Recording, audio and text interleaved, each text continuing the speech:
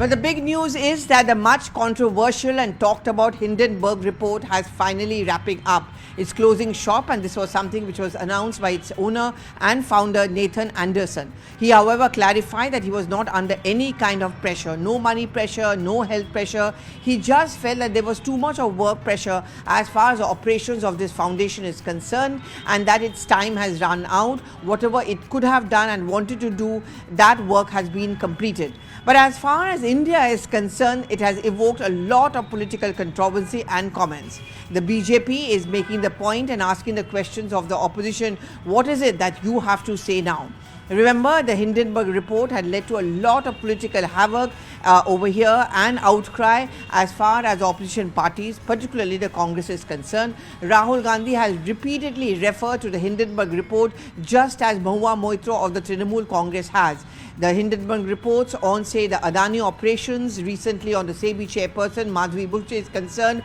All of those issues have been consistently raised by the Congress as evidence, according to them, against the Narendra Modi government. The BJP is now asking a counter question to the opposition, particularly the Congress. What do you have to say about it?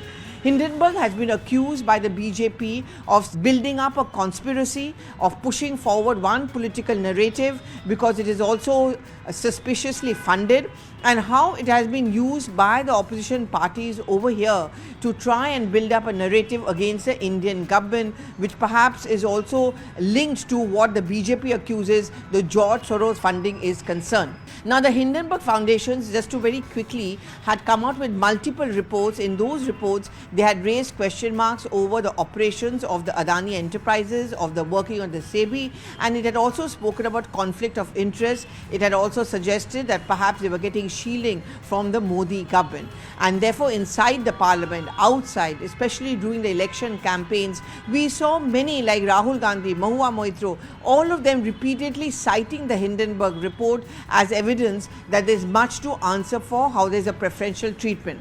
In fact, even on the inauguration of the Indira Bhavan, Rahul Gandhi had raised the point of crony capitalism. Even while he was talking about campaigning in Delhi elections, he also spoke about crony capitalism, and all of their conclusions were derived as far as the Hindenburg report is concerned.